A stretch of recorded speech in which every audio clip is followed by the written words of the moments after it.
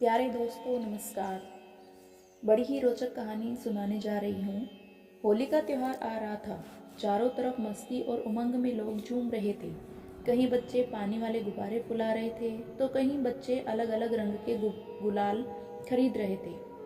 बाजारों में तो अलग ही रौनक थी। सारी दुकानें रंग बिरंगे गुब्बारों, गुलाल और पिचकारियों से भरी हुई थी। होली के कुछ रोज पहले की बात है।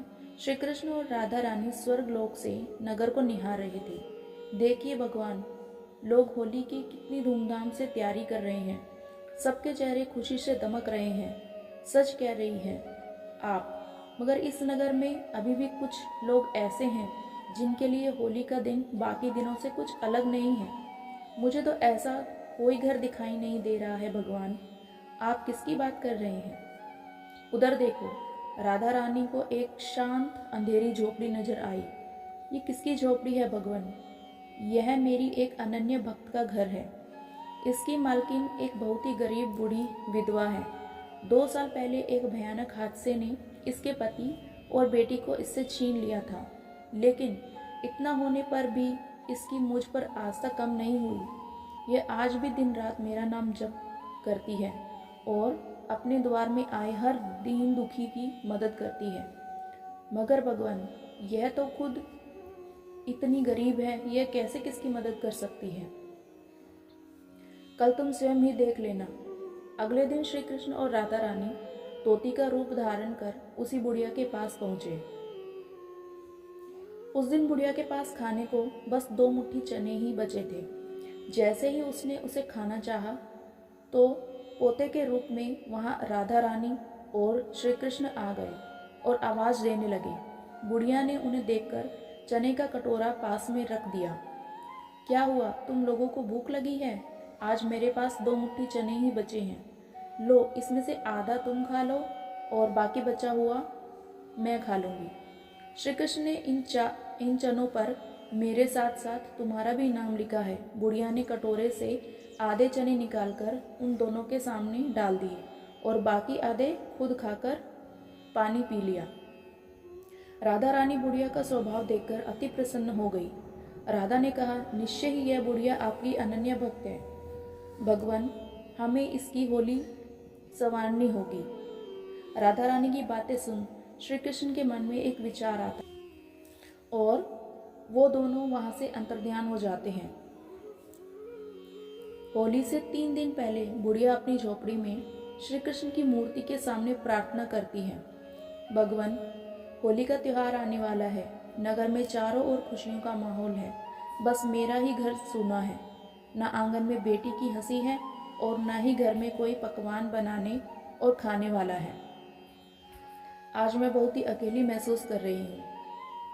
भगवान, ऐसा कहकर बुढ़िया जोर जोर से रोने लगी।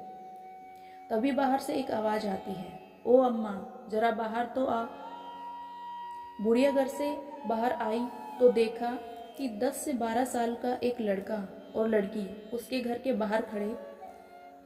दोनों इतने सुंदर थे कि बुढ़िया चाहकर भी अपनी नजर उनसे नहीं हटा पा रही थी। बच्चों, आप कौन हो और कहाँ से आए हो? माँ, मेरा नाम राधा है और यह मेरा दोस्त गोपाल है। हमारा इस दुनिया में कोई नहीं है। क्या हम दोनों कुछ दिन आपके साथ रुक सकते हैं? कुछ दिन क्यों, तुम जब तक चाहो तब तक रह सकते हो। इतनी खुशकिस्मत हूँ मैं कि होली से पहले गोपाल और राधा मेरे घर आए हैं। बुढ़िया दोनों बच्चों को लेकर घर के अंदर आती है। तुम लोगों को लग रहा होगा कि कैसी जगह आ गए हैं हम। तुम्हें खिलाने के लिए आज तो मेरे पास मुट्ठी भर दाने भी नहीं है। क्या करूं बच्चों, काम धंधा बिल्कुल चौपट हुआ पड़ा है। नहीं तो एक समय ऐसा भी था कि होली हो या दिवाली, इस घर में हमेशा रौनक रहती थी। कोई बात नहीं अम्मा, मुझे तो अभी भूख भी नहीं लगी। अम्मा, आप बताओ तो सही कि आप क्या काम करती हो? या मैं फूलों को सुखाकर उससे गुलाल बनाती हूँ और बाजार में बेचती हूँ। मगर अब मैं बूढ़ी हो चुकी हूँ, जिस कारण जंगल में जाकर फूल चुनना मुश्किल हो गया है। इस कारण गुलाल भी कम बना पाती हूँ। होली के बस 3 दिन रह गए हैं। और मैंने 1 ग्राम भी गुलाल नहीं बेचा है। अम्मा, आप चिंता मत करो, मैं और गोपाल मिलकर जंगल से फूल ले आएंगे और कई रंगों में गुलाल बनाएंगे और उन्हें बाजार में बेचेंगे। फिर दोनों बच्चे जंगल जाकर सुंदर रंग बिरंगे फूल चुनने लगते हैं। वे घर आकर उन फूलों से बड़े ही खुशबूदार गुलाल बनाते हैं। अरे वाह बच्चों, इस गुलाल से तो बड़ी ही अच्छी महक आ रही है। लगता है तुम बच्चों के हाथों में जादू है। दोनों बच्चे कुछ न बोलकर मुस्कुराने लगते हैं। शाम को दोनों बाजार में निकल जाते हैं। उनके गुलाल इतने महक रहे थे कि बाजार में खड़ा हर आदमी बुढ़िया के ठेले के पास आ जाता है। अरे वाह अम्मा, आपके यह गुलाल तो बहुत ही खुशबूदार हैं। मेरे लिए 50 ग्राम बांध दीजिए। हाँ माँ, मेरे लिए भी यह रंग बांध दीजिए। बाजार में खड़ा हर आदमी बुढ़िया की दुकान से थोड़ा बहुत गुलाल खरीद लेता। कुछ ही मिनटों में सारा बनाया हुआ गुलाल खत्म हो गया। तब लोग बुढ़िया को कल और गुलाल लाने को कहते हैं। अरे वाह बच्चों, आज तो काफी पैसे मिल गए। इतनी कमाई तो पिछले 2 सालों में भी नहीं हुई जितनी कि आज 1 दिन में हुई है। अभी तो होली में 2 दिन बचे हैं। अम्मा, आप बस देखते जाओ। यह सब बात छोड़ो बच्चों, चलो मेरे साथ, मैं खाने का कुछ सामान खरीद लेती हूँ और तुम दोनों के लिए अच्छे अच्छे पकवान बनाती हूँ। फिर बुढ़िया किराने की दुकान से अनाज खरीदती है और घर जाकर बच्चों के लिए बड़े ही स्वादिष्ट भोजन बनाती है। बुढ़िया ने अपने हाथों से दोनों बच्चों को खाना खिलाया। बड़े दिनों बाद आज बुढ़िया का घर बच्चों की किलकारी से गूंज रहा था। वो यह देखकर फूली न समाई। अम्मा, आज आपके हाथ से खाना खाकर मुझे संसार भर की तृप्ति मिल गई। अच्छा, अब आप आराम करिए और मैं राधा जंगल से फूल तोड़कर लाते हैं। मगर बेटा, रात भी तो हो गई है, तुम दोनों भी आराम कर लो, बाकी काम कल कर लेना। नहीं अम्मा, हमें अभी नींद नहीं आ रही है। अभी आप तो सो जाइए, हम थोड़ी देर बाद आते हैं। फिर बुढ़िया सो गई और श्री कृष्ण और राधा रानी के रूप में बच्चे फूलों से गुलाल बनाने में लग गए। अगली सुबह जब बुढ़िया सोकर उठी तो उसकी आंखें चुंधिया गई। चारों ओर खुशबू ही खुशबू थी। इतने सारे रंग बिरंगी गुलांती की उस कमरे से बाहर जाने का दिल ही नहीं कर रहा था। उस दिन बाजार में 1 घंटे के अंदर ही उनके बनाए सारे गुलाल बिक गए और यही सिलसिला होली तक चला। बच्चों के बनाए गुलाल, पिचकारी और बाकी रंगों पर भारी पड़ गए थे। लोग महंगी कीमत पर भी उन गुलाल को खरीदने को तैयार थे। बुढ़िया के पास इतने पैसे जमा हो गए कि उसकी बाकी की जिंदगी आसानी से कट जाती। होली का त्योहार आ गया। बच्चों, तुम दोनों मेरे घर साक्षात भगवान बनकर आए।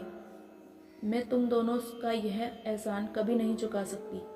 अम्मा, आप बस हमें रोज ऐसे ही हाथ से खाना बनाकर खिलाया करिए, हमें बाकी कुछ नहीं चाहिए। जरूर बच्चों, यह भी भला कोई कहने की बात है। आज तुम दोनों की यह साबित कर दिया कि तुम सचमुच कृष्ण राधा का रूप हो। चलो अब तुम दोनों तैयार हो जाओ, वहाँ मैंने तुम दोनों के लिए नए कपड़े रख दिए हैं। फिर हम भोजन खाकर होली खेलने चलेंगे। उसके बाद दोनों बच्चे नए रंग बिरंगे कपड़े पहनकर बुढ़िया के सामने आ गए। दोनों को देखकर बुढ़िया की आंखें उनसे हट ही नहीं रही थी। बुढ़िया ने दोनों को फूलों से श्रृंगार किया और अपने हाथों से दोनों को पकवान खिलाए। फिर सब नगर में जाकर बड़ी धूमधाम से होली खेले। होली की अगली सुबह जब बुढ़िया जगी तो उसे राधा और गोपाल कहीं दिखाई नहीं दिए। बस भगवान श्री कृष्ण की छोटी सी मूर्ति के चरणों में दिया जल रहा था। जब बुढ़िया मूर्ति के पास गई तो उसे वही खुशबू आ रही थी जो राधा और गोपाल के बनाए गुलाल से आ रही थी। बुढ़िया को समझते देर नहीं लगी कि दोनों बच्चे कोई और नहीं, साक्षात श्री कृष्ण और राधा रानी के ही रूप थे जो उनकी होली में खुशियां भरने आए थे। दोस्तों, आपको यह कहानी कैसी लगी? कमेंट में ज़रूर बताएं और ऐसी और कहानी सुनने के लिए इसे लाइक, शेयर और सब्सक्राइब ज़रूर करें। धन्यवाद दोस्तों। जय श्री कृष्णा।